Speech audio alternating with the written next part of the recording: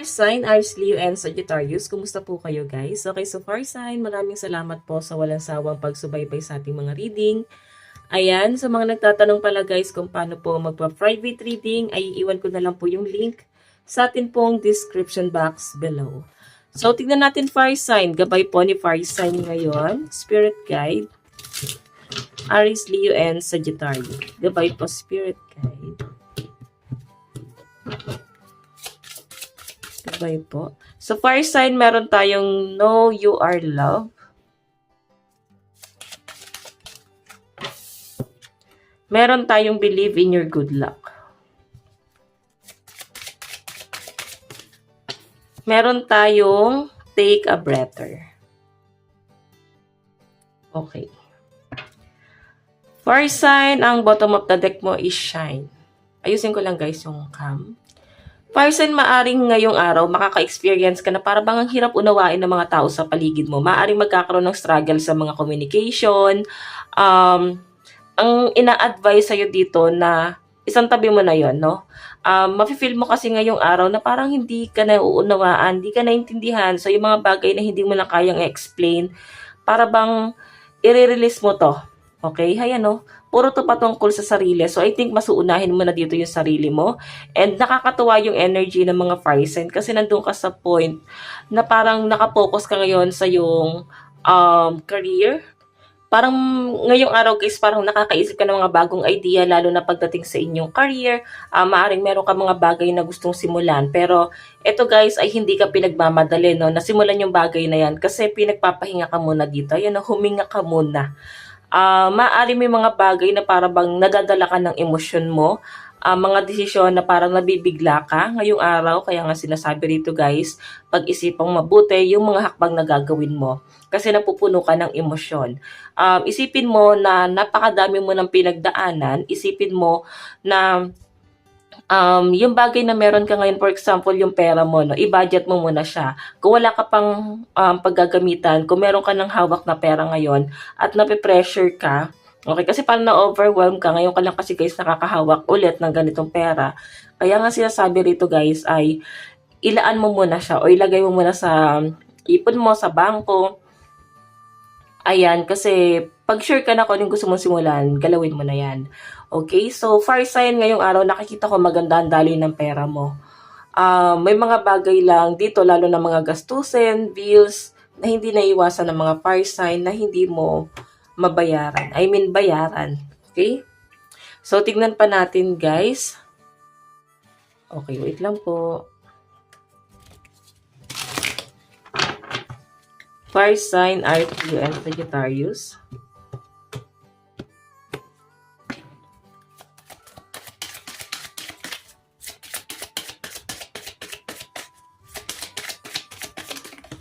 Okay, so fire sign, meron tayong duality. Meron tayong uniqueness and beginning. So, fire sign, nakikita ko rito na para bang gusto mo maging simpleng tao mo na ngayon, okay? Mafe-feel mo na ngayong araw parang gusto mo ng tahimik at payapang buhay, okay? Mas pinapatatag ka ngayon dito sa kapayapaan na may experience mo. Kung nandun ka sa isang lugar na payapa, tahimik, siguro meron guys pinaparealize sa inyo talaga si universe na parang binabalik ka dun sa sitwasyon na maaaring matagal lang nangyari sa inyo, matagal mo nang tinalikuran at parang nafe-feel mo na parang ibinabalik ka sa dati. Okay? Gigising ka sa umaga, fire sign, na parang hindi ka nakatulad na dati na parang feeling mo ang gaan sa pakiramdam, parang feeling mo makakita ka lang ng liwanag, parang ang saya sa pakiramdam, new beginning, ganito, ganyan. Ngayon guys, nakikita ko dito, parang babangon ka na lang sa umaga kasi kailangan. Okay? So, tignan pa natin fire sign. Ano pang ipapakita sa inyo, fire sign? So, fire sign, ang lucky number mo is 23, 12, and 19.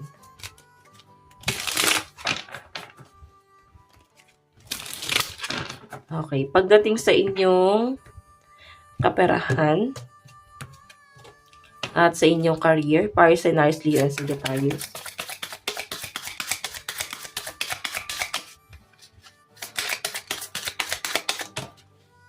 Okay, so far sign, meron tayong the Fool. Okay, nagigets ko na agad. Parang naiirita ka dito, fire sign. Mairita ka ngayong araw. Maganda yung daloy ng pera ng, maganda yung daloy ng pera mo ngayon. Ang problema lang dito guys, yung mga taong kampante na hindi ka nawawalan ng pera. Yung mga taong akala mapera ka, hindi nila iniisip na sabihin natin yes, maganda ang sinasahod mo, maganda yung career mo, pero syempre dumarating ka pa rin sa point na nauubos din syempre yung pera na yon.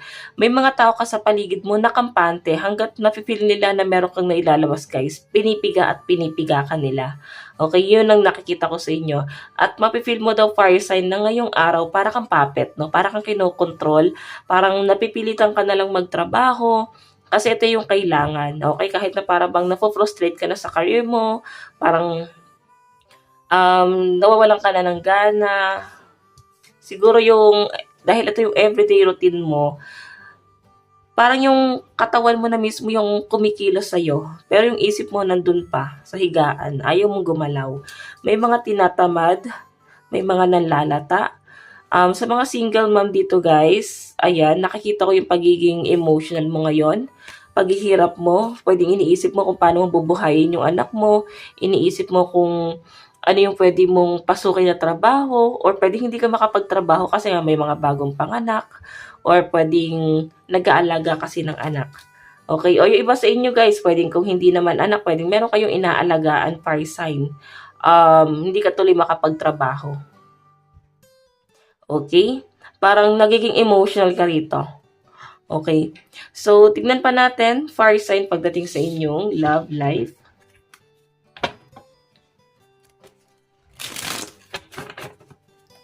Fire sign pagdating sa love life.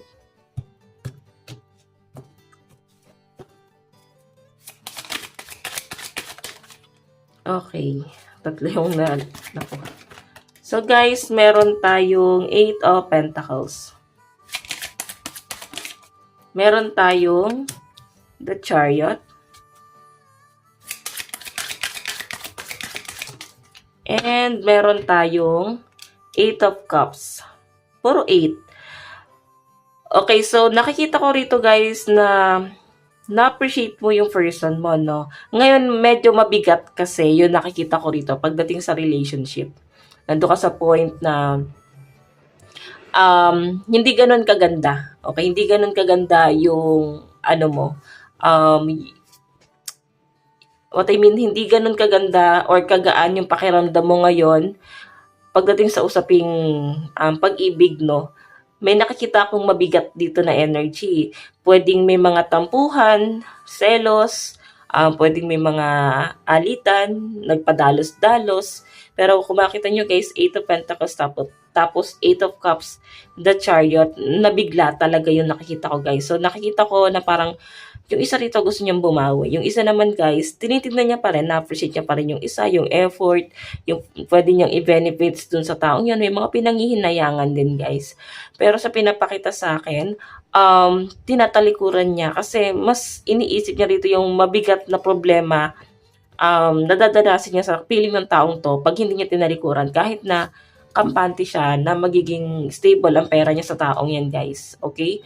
I think ang iniisip ng iba sa inyo, fire sign or pwede itong person mo is yung personality mo. Iniisip niya siguro is kung paano niya i-handle yung ugali mo. Pwedeng may mga bagay rito na hindi mo masyado napupuna sa personality mo ngayon. Mga bagay na hirap kang kontrolin. Okay? Or pwede yung person mo yan, guys, na nahihirapan ka pagdating sa pag-uugali nitong taong to, guys. So, I think, nilelet go mo kasi 8 of Cups ka eh. Tinatalikuran mo. Okay? So, tingnan natin ang inyong love advice. Meron tayong wedding. So, may nakikita ko, guys, na yung iba sa inyo ngayong araw, I think, napapaisip ka or na-imagine mo kung ano ka, o ano yung sitwasyon mo once na ikasal ka, siguro, nag-ano ka rin, napapaisip ka rin, or pangarap mo rin syempre ikasal. Or pwedeng kasal din talaga kayo ng person mo, or nagplano. Meron tayong free yourself. Ayan. Yung iba sa inyo guys, parang nagplano nga, pero mukhang hindi natuloy yung kasal, or pwedeng pinalaya. Ayan, no, give your relationship a chance. So, siguro hindi pa kasi guys, ready yung isa. Okay, hindi pa ready na mag-commit. Ayan, so may nakikita akong energy rito na parang nile-let go or ile-let go na. Okay, so fire sign, tignan pa natin. Okay. Love advice, meron tayong illusion. Alam mo, parang nakikita ko dito, nililinlang ka na ng person mo eh. Pinipilit niyang paikutin ka, i-manipulate ka, pero hindi niya talaga guys magawa. Ayan na, pinipilit niya rito na i-tempt ka or akitin ka ulit.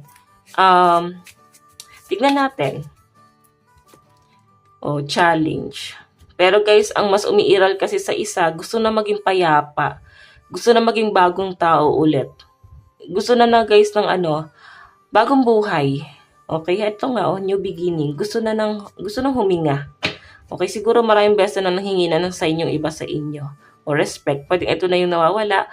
Respect, ito guys ay dapat open kayo parehas. Kumbaga dapat hindi lang hindi kasi to guys hinihingi, no? Yung respeto na yan. Hindi yan kusang ibinibigay. Talagang ito ay pinaghihirapan mo sa isang tao kung gusto mong irespeto ka.